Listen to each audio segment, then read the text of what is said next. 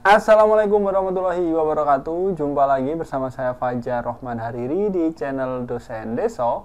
Dan pada video kali ini kita akan membahas mengenai SKB Psikotes untuk CPNS tahun 2019-2020.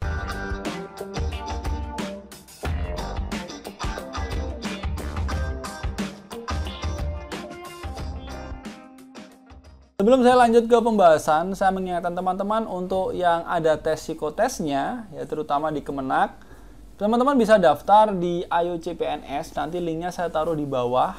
Teman-teman bisa beli paket psikotes dengan pakai kode Dosen Deso, supaya teman-teman dapat potongan, sehingga harganya cuma jadi 99.000. Ya, kenapa pentingnya teman-teman daftar kayak semacam tryout, supaya teman-teman bisa mensimulasikan, bisa latihan. Uang segitu nih, kalau saya ngomong uang bisa dicari, tapi kalau kesempatan belum tentu datang 2 kali gitu ya. Jadi harus benar-benar dimaksimalkan kesempatan yang datang di tahun ini, karena kita nggak tahu entah tahun depan apakah ada rekrutmen atau tidak. Kalaupun ada rekrutmen, entah formasi yang sesuai dengan kita atau tidak, kita juga nggak tahu gitu ya. Oke, kita lanjut ke pembahasan. Seperti sudah banyak teman-teman tahu bahwa untuk tes CPNS tahun ini memang bentuknya sedikit berbeda dengan tahun-tahun sebelumnya. Di mana tahun-tahun sebelumnya kan biasanya offline. Tapi hari ini ya karena memang masa pandemi, ya kita harus menjaga protokol keamanan, itu banyak yang dilakukan secara online, termasuk tes psikotes. Kan gitu. Kalau yang konvensional kan macam-macam ya. Kita kan ngomongin tes psikotes ini berdasarkan tahun kemarin dan juga gambaran. Ini cuma prediksi ya, beberapa ini prediksi atau feeling saya. Tapi mau dipakai juga monggo, enggak juga nggak apa-apa. Tapi kalau saran saya disiapkan saja, karena kita tidak tahu bentuk psikotes yang akan diujikan di instansinya teman-teman. Karena apa? Karena tergantung instansinya teman-teman itu bekerja sama dengan lembaga apa sebagai pihak ketiga untuk penyedia atau yang membantu untuk tes psikotesnya. Kalau Kemenak, kita ngomongin, saya kan di Kemenak ya. Kalau Kemenak tahun kemarin saya sudah ngobrol dengan teman yang dari Makassar, yang itu kalau tahun kemarin psikotesnya tulis, tapi soalnya itu mirip soal TPA dan juga soal TKP tapi model lama. Ya, saya sudah pernah ngebahas juga di video saya sebelumnya soal itu, contoh soalnya seperti apa. Jadi memang kalau kita ngomongin tes psikotes itu kan macam-macam ya. Ada yang ya memang TPA ya. Kalau kita ini dari literatur yang saya baca beberapa, ada tes logika aritmatika, verbal, antonim, padanan kata, pasangan gambar dan seterusnya, yang itu sama kayak TPA atau gampangnya TIU lah. Kalau teman-teman waktu SKD lolos ya TIU-nya bagus, insya Allah pasti bagus ya. Tapi untuk di tahun kemarin ada juga kayak soal-soal yang lebih personal, kayak TKP, soalnya singkat-singkat tapi personal. Itu lebih personal lah, itu yang di Kemenak tahun kemarin. Nah, di tahun ini ada beberapa instansi yang dulu atau tahun kemarin tidak ada tes psikotesnya, tahun ini ada dan dilaksanakan secara online. Ya, teman-teman juga banyak yang tanya untuk psikotesnya bentuknya seperti apa gitu. Nah, itu tergantung instansinya teman-teman, kerjasamanya dengan instansi atau lembaga apa. Cuman, dari beberapa jenis tes psikotes, ya ini menurut feeling saya yang memungkinkan untuk dilaksanakan secara online, ya ini ada beberapa, ini menurut saya. Jadi tes psikotes itu macam-macam ya teman-teman. Kalau teman-teman tahu ada namanya IPS, ada papikostik, ada tes warteg, ada yang suruh gambar pohon, macam-macam tuh. Jadi kalau feeling saya yang misalnya gambar orang, gambar pohon, warteg, pokoknya yang gambar-gambar itu kayaknya kok kecil kemungkinan. Meskipun bisa dilakukan, tapi kok kecil kemungkinan ya menurut saya pribadi nih ya. Kalau feeling saya misalkan dilaksanakan secara CAT, berarti yang memungkinkan untuk dilakukan tes adalah bentuk-bentuk tes yang seperti ini. Ini saya sharing saja ya, tidak ada salahnya teman-teman untuk mempersiapkan. Masalah benar salahnya saya nggak ngejamin, cuman bisa disiapkan. Toh ini sebenarnya soalnya gampang-gampang. Jadi gini, beberapa bentuk soal psikotes itu tidak ada namanya salah, itu tidak ada. Jadi tes psikotes itu digunakan untuk, kecuali kayak kemampuan verbal, numerik itu kan memang pasti ya, itu ada salahnya. Tapi kayak misalkan Papy Kostick, terus MBTI, terus apa namanya EPS ya, itu enggak ada EPPS, sorry kalau EPS, EPPS ya, Edward Personal Preference Schedule itu enggak ada salahnya, enggak ada jawaban salah, karena beberapa tes itu digunakan untuk melihat karakteristik dari teman-teman ya, karakteristik dari seseorang. Jadi kalau misalkan saya ngomongin EPPS ya, EPPS ini dia akan melihat kepribadian seseorang dari aspek psikologisnya, ada sikap dan potensi kerja, dan juga kemampuan interpersonal. Ya, poin-poinnya ini saya bacakan. Ada ketekunan, motivasi berprestasi, potensi memimpin, dominasi, agresivitas, ketaatan, kejujuran, sistematika kerja, kreativitas, keterampilan sosial, kontak sosial, empati, menonjolkan diri, kebutuhan afeksi, gitu-gitu. Nah, lalu ada lagi nih, bentuk soalnya bisa sama ya, tergantung penilaiannya nanti aspeknya bisa berbeda-beda. Ya, kalau IPS itu nanti ada sekitar 225 soal ya. Ada 225 soal itu untuk menggambarkan 15 faktor tadi.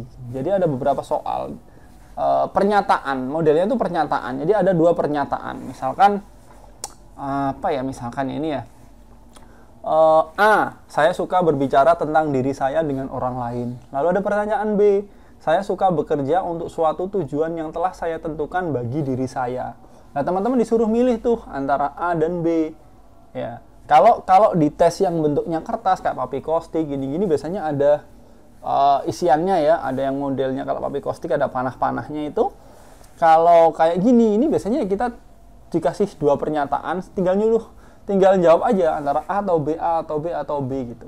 Nah, ada beberapa pernyataan itu yang berulang, yang mungkin pernyataannya berbeda tapi melihat karakteristiknya itu faktor atau apa namanya istilahnya ya, poinnya itu poin yang sama. Jadi bisa ketahuan kalau orang misalkan di yang pernyataan mana dia pengen dia merasa jawab ini saja biar bagus. Nah, mungkin ada di bawah yang mungkin sedikit bertolak belakang gitu ya.